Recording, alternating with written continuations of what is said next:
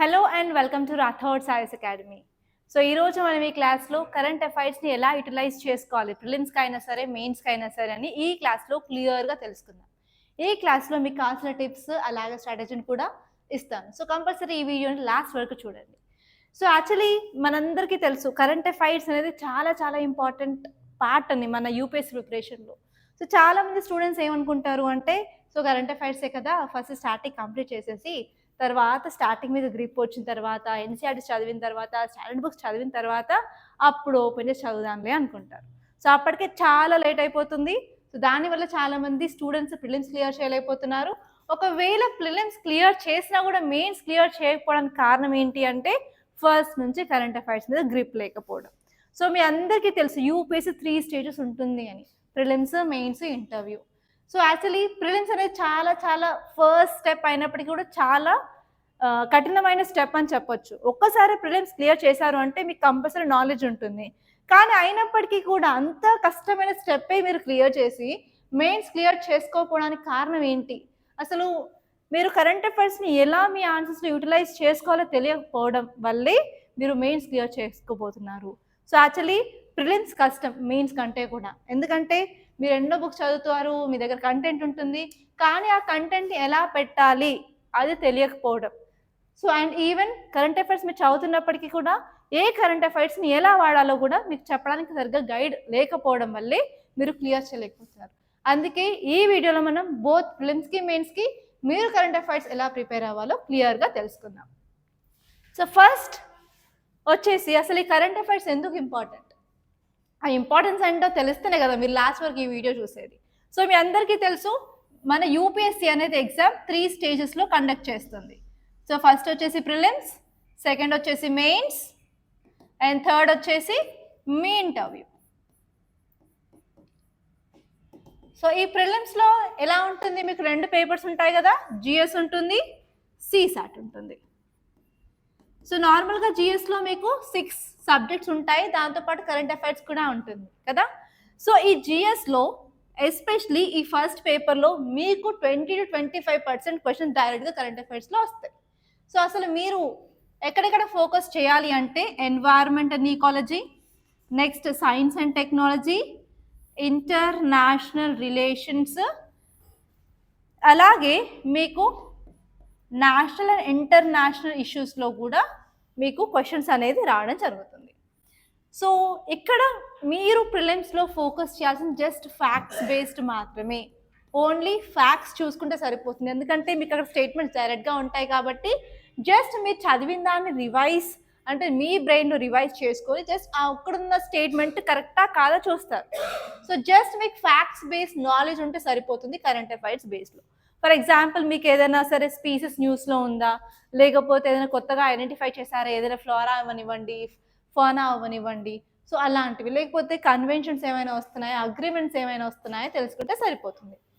కానీ మెయిన్స్ వచ్చేసరికి just read చేయడమే కాదు, మీరు దాన్ని అనలైజ్ కూడా చేయాలి.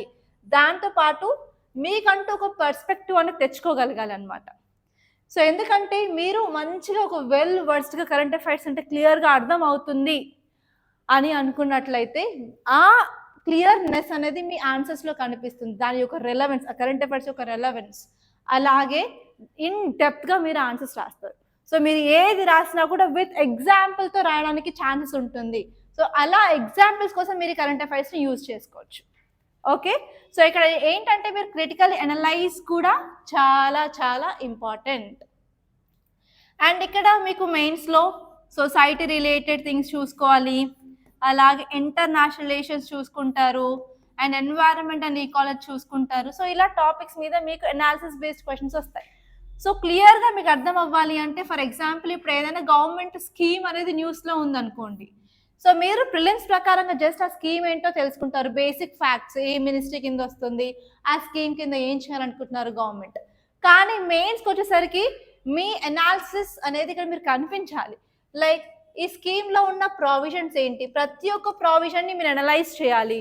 అలాగే ఈ స్కీమ్ వల్ల మనకి అడ్వాంటేజెస్ ఏంటి, లేకపోతే డిసడ్వాంటేజెస్ ఏంటి, లేకపోతే అది ఇంప్లిమెంట్ చేయాలి అంటే గవర్నమెంట్కి ఉన్న ఛాలెంజెస్ ఏంటి, లేకపోతే questions how far it is relevant. For example 4 years complete అయింది ఆ స్కీమ్, లేకపోతే 5 years కంప్లీట్ అయింది, 10 years కంప్లీట్ అయింది, ఆ స్కీమ్ న్యూస్లో ఉంది అంటే ఎంతవరకు అది చెప్పిన ఆబ్జెక్టివ్స్ని చేసింది, how far it is significant అని కూడా మీ క్వశ్చన్ వస్తుంది. సో అలా మీరు మెయిన్స్ పాయింట్ ఆఫ్ వ్యూలో మీరు చూసుకోవాలి. మీరు ఇంటర్వ్యూకి వచ్చినట్లయితే మీకు 2 types ఆఫ్ క్వశ్చన్స్ ఉంటాయి ఇంటర్వ్యూలో. First set of questions me DOF మీద ఉంటుంది. డాఫ్ అంటే డీటెయిల్ అప్లికేషన్ ఫామ్ అనమాట. సో ఆ ఫామ్లో మీరు ఫిల్ చేసిన డీటెయిల్స్ బట్టి మీరు చదువుకున్న స్కూల్ గురించి లేకపోతే కాలేజ్ గురించి, సో మీరు వచ్చిన ప్లేస్ గురించి, ఆ ప్లేస్ గురించి మీకు ఏమైనా ఇంపార్టెంట్ విషయాలు తెలుసా, సో అలా మీకు డాఫ్ మీద క్వశ్చన్స్ ఉంటాయి. సో అదే కాకుండా సెకండ్ సెట్ ఆఫ్ క్వశ్చన్స్ వచ్చేసి కరెంట్ అఫైర్స్ మీద. ఇక్కడ కరెంట్ అఫైర్స్ మీద ఎలా క్వశ్చన్స్ పెడతారని ఉంటుంది. మీ యొక్క పర్స్పెక్టివ్ ఏంటి, మీరు ఏమనుకుంటున్నారు, ఈ గవర్నమెంట్ ఈ స్టెప్ తీసుకుంది కరెక్టా కాదా, సో ఇన్ కేస్ కరెక్ట్ అయితే ఎలా కరెక్ట్, రాంగ్ అయితే ఎలా రాంగ్, సో అలా మీకు కరెంట్ అఫైర్స్ మీద క్వశ్చన్ అయితే వస్తుంది. ఓకే, సో నెక్స్ట్ ఏంటంటే మనం ఎలా అప్రోచ్ అవ్వాలి. సో ఈ అప్రోచ్ నేను 3 things గురించి చెప్పాలనుకుంటున్నాను. సో ఫస్ట్ మీ అప్రోచ్ ఎలా ఉండాలి, what is your approach for prelims and mains. And second వచ్చేసరికి సోర్సెస్ ఏంటి, మీరు సోర్సెస్ ఏమేమి చూసుకోవాలి కరెంట్ అఫైర్స్కి. అండ్ థర్డ్ ఇంపార్టెంట్ టాపిక్ వచ్చేసరికి ఫోకస్ ఏరియాస్ ఏంటి. సో ఇక్కడ నేను చెప్పినట్టు ప్రిలిమ్స్ అప్రోచ్ ఏంటి, మెయిన్స్ అప్రోచ్ ఏంటో చూద్దాం. సో ప్రిలిమ్స్కి మీరు కరెంట్ అఫైర్స్ అనేది చాలా డైనమిక్ కాబట్టి ఎవ్రీ డే మీరు అప్డేటెడ్గా ఉండాలి. సో అందుకని ఏంటంటే ఎవ్రీ డే 1 to 2 hours మీరు ఎప్పుడైతే సివిల్ సర్వీసెస్ చేయాలి అని డెసిషన్ తీసుకున్నారో ఆ రోజు నుంచి every day 1 to 2 hours current అఫైర్స్కి కేటాయించాల్సిందే. ఓకే, అండ్ నెక్స్ట్ వచ్చేసరికి మీరు నోట్ మేకింగ్ కూడా చేసుకోవాలి. ఈ నోట్ మేకింగ్ అనేది ప్రిలిమ్స్కి మెయిన్స్కి ఎలా మీరు చేసుకోవాలో నెక్స్ట్ వీడియోలో మనం తెలుసుకుందాం. నెక్స్ట్ వీడియో దీని గురించి ఉంటుంది, note making, current affairs note making ఎలా చేసుకోవాలి అని. ఓకే, అండ్ ఇక్కడ మెయిన్స్ వచ్చేసరికి నేను చెప్పినట్టు డైనమిక్ కాబట్టి సో మీరు ఇక్కడ డేటా గురించి ఫోకస్ చేయాలి, లేకపోతే ఎనీ రిపోర్ట్స్ గురించి చూసుకోవాలి, లేకపోతే ఏదైనా ఇండిసెస్ న్యూస్లో ఉన్నాయా, ఓకే ఆ డేటా చూసుకుంటారు, అలా కేస్ స్టడీస్ చూసుకుంటారు. ఓకే, అండ్ ఎనాలిసిస్ పార్ట్ మీద ఫోకస్ చేస్తారనమాట ఇక్కడ ఇన్ డెప్త్గా. అండ్ ఇక్కడ సోర్సెస్ వచ్చేసరికి ఏంటి, మనకి 3 sources ఉన్నాయి. ఫస్ట్ వచ్చేసి న్యూస్ పేపర్. ఈ న్యూస్ పేపర్ ఎవ్రీడే చదవాల్సిందే. ఒక నేషనల్ న్యూస్ పేపర్ తీసుకోండి. సో మీకు హిందూ నచ్చినట్లయితే హిందూ చూడండి, లేకపోతే ఇండియన్ ఎక్స్ప్రెస్ ఫర్ షూర్ చూడాల్సిందే. అండ్ నెక్స్ట్ వచ్చేసి పిఐబి కూడా గుడ్ సోర్స్. సో గవర్నమెంట్ ఏం చేస్తుంది, ఏ మినిస్ట్రీ ఏం చేస్తుంది అని కూడా మీకు డీటెయిల్స్ అనేది పిఐబిలో వస్తుంది, అది చూసుకోవచ్చు. సో పిఐబి వీక్లీ అయినా పర్లేదు, మంత్లీ అయినా పర్లేదు. అండ్ నెక్స్ట్ వచ్చేసరికి ఏదైనా మ్యాగజైన్ తీసుకోండి. సో ఈ మ్యాగజైన్స్లో మీరు యోజన కూడా చదవచ్చు, కురుక్షేత్ర కూడా చదువుకోవచ్చు. ఒకవేళ మీకు అంత టైం లేదు అనిపిస్తే ఏదైనా సరే కోచింగ్ మెటీరియల్ ఇచ్చే మంత్లీ మ్యాగజైన్. సో ఈవెన్ మన రాథోడ్ సైన్స్లో కూడా మంత్లీ మ్యాగజైన్ ఇస్తున్నాము. సో ఆ మంత్లీ మ్యాగజైన్ చదువుకోండి. సో ఈ మంత్లీ మ్యాగజైన్ చదువుకునేటప్పుడు ఒక టిప్ అయితే నేను ఇస్తున్నాను. సో మీకు అందరికీ తెలుసు హైలైటర్స్ ఉంటాయి, డిఫరెంట్ కలర్స్, రేడియం కలర్స్తో ఉంటాయి, yellow, green, pink, orange like that. So ప్రిలిమ్స్కి మనకు కావాల్సింది ఓన్లీ ఫ్యాక్ట్స్ కాబట్టి సో మీరు ఫ్యాక్ట్స్ హైలైట్ చేసుకున్నప్పుడు ఒక కలర్ పెన్తో చేసుకోండి. అండ్ నెక్స్ట్ మెయిన్స్కి సంబంధించిన కీవర్డ్స్ కానీ అనాలిసిస్ పాయింట్స్ కానీ ఇంకో కలర్తో హైలైట్ చేసుకోండి. ఎందుకంటే ఎగ్జామ్ ముందు కంపల్సరీ మీరు కరెంట్ అఫైర్స్ తిప్పేస్తారు కాబట్టి సో ప్రిలిమ్స్ ప్రిపేర్ అవుతున్నప్పుడు for example prelims yellow colour పెన్తో హైలైట్ చేస్తారనుకోండి, ఎల్లో కలర్ హైలైట్ చేసిన ఫ్యాక్ట్స్ చదువుకుంటూ వెళ్ళండి, చాలా తక్కువ టైంలో మీరు కంప్లీట్ చేయడానికి ఉంటుంది. అలాగే మెయిన్స్ అనుకోండి, మెయిన్స్ పింక్ కలర్ దాంతో హైలైట్ చేశారు అంటే మెయిన్స్ ముందు ఓన్లీ ఆ డేటా ఏమైనా ఉందో ఎనాలిసిస్ చేస్తారు కదా, సో అక్కడ మీరు రాసుకున్న పాయింట్స్ని ఆర్ హైలైట్ చేసుకున్న పాయింట్స్ని చూసుకుంటే సరిపోతుంది. ఇవి సోర్సెస్. అండ్ నెక్స్ట్ వచ్చేసి ఫోకస్ ఏరియాస్. సో ఫోకస్ ఏరియాస్లో ఏంటి అంటే మనకి ప్రిలిమ్స్ ఫోకస్ ఏరియాస్ ఉన్నాయి, మెయిన్స్ ఫోకస్ ఏరియాస్ ఉన్నాయి. సో ప్రిలిమ్స్ ఫోకస్ ఏరియాస్లో ఫస్ట్ మీరు ఫోకస్ చేయాల్సింది national and international issues. So national అంటే ఏం లేదండి, మన గవర్నమెంట్ ఏమైనా చేంజెస్ తీసుకొస్తుందా, for example new laws, new schemes, new policies, for example sessions అవుతున్నాయి, సెషన్స్ ఎలా అవుతున్నాయి, సెషన్స్ సంబంధించిన ఫ్యాక్ట్స్. ఓకే, అలా మీరు ఓన్లీ ఫ్యాక్ట్స్ బేస్డ్ మాత్రమే చూస్తారు నేషనల్ లెవెల్లో. అలాగే మనందరికీ తెలుసు మన prime minister, president, external affairs minister, vice president move అవుతూనే ఉన్నారు ఒక్కొక్క కంట్రీకి. సో ఈవెన్ ఈరోజు న్యూస్లో ఏముంది, మన ప్రైమ్ మినిస్టర్ నైజీరియాతో మీటింగ్, అక్కడ అగ్రిమెంట్స్ చేశారు. For example piracy, counter terrorism గురించి, ఈవెన్ మనం హ్యూమానిటేరియన్ ఎయిడ్ కూడా ప్రొవైడ్ చేస్తున్నాం. సో అలా ఏదైనా సరే మన కంట్రీకి వేరే కంట్రీకి సంబంధించి ఏమైనా న్యూస్లో ఉన్నట్టు చూసుకోండి. సో రీసెంట్గా ఫ్రీ ట్రేడ్ అగ్రిమెంట్స్ వలన 70% ఆఫ్ ట్రేడ్ పెరిగింది ఇండియాకి యూఏఈకి మధ్య. సో యూఏఈ ఎక్కడుంది, అసలు ఏ పార్ట్ ఆఫ్ ఏషియాలో ఉంది, సో మ్యాప్ బేస్ చూసుకోండి. అలాగే ఏమేమి అగ్రిమెంట్స్ చేశారు, ఆ కంట్రీలో ఉన్న రీసోర్సెస్ ఏంటి, మనకి ఏమి అవసరం. సో ఈ విధంగా మీరు చూసుకున్నట్లయితే ఫ్యాక్ట్స్ క్లియర్గా ఉంటుంది. అండ్ అలాగే ఎకానమీ కూడా మొత్తం మనకి కరెంట్ అఫైర్స్ బేస్డే. సో ఎస్పెషల్లీ ఏమైనా ఎకనామిక్ రీఫార్మ్స్, గవర్నమెంట్ ఏం చేంజెస్ తీసుకొస్తుంది మన ఎకానమీలో. ఫర్ ఎగ్జాంపుల్ బ్యాంకింగ్ సెక్టార్లో ఏం చేంజెస్ తీసుకొస్తుంది, ఫర్ ఎగ్జాంపుల్ మనీ మార్కెట్లో, క్యాపిటల్ మార్కెట్లో మన దగ్గర ఉన్న ఆర్గనైజేషన్స్ ఏంటి, సెబీ ఏంటి. సో అలా మీరు చూసుకున్నట్లయితే మీకు ఫ్యాక్ట్స్ బేస్డ్ కవర్ అవుతాయి. అలాగే మన మానిటరీ పాలసీ ఏంటి, ఫిజికల్ పాలసీ ఏంటి, మన సిలబస్లో ఉన్న కీవర్డ్స్ మీకు న్యూస్ పేపర్లో కనిపించినట్లయితే కంపల్సరీ దాన్ని చూసుకోవాలి. అండ్ నెక్స్ట్ వచ్చేసి ఎన్వైరన్మెంట్ అండ్ ఈకాలజీ. ఇంతకుముందు చెప్పినట్లు ఏదైనా స్పీసెస్ న్యూస్లో ఉందా, లేకపోతే క్లైమేట్ చేంజ్ జరుగుతూ ఉంది, దానికి సంబంధించిన కన్వెన్షన్స్ జరుగుతూ ఉన్నాయి. ఫర్ ఎగ్జాంపుల్ COP29 ఇప్పుడు బాకులో జరుగుతుంది అజర్బైజాన్లో. అదే కాకుండా CBDకి రిలేటెడ్ కరెంట్ అఫైర్స్ ఉన్నాయి.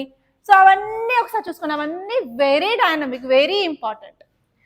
అండ్ నెక్స్ట్ సైన్స్ అండ్ టెక్నాలజీలో మనకి ఏమైనా డెవలప్మెంట్స్ అవుతాయి. For example Pinaka rocket system ఉంది, మనం చంద్రయాన్ 4 కూడా చేయడానికి రెడీగా ఉన్నాము. సో రీసెంట్గా ఆదిత్య-1 రిపోర్ట్ పంపించింది డేటా.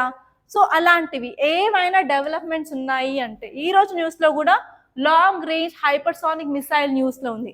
నేను చెప్పినవన్నీ జస్ట్ 3 to 4 డేస్లో ఉన్న కరెంట్ అఫైర్స్ మాత్రమే. సో అలాంటివి మీరు కంపల్సరీ రివైజ్ చేసుకోవాల్సిందే.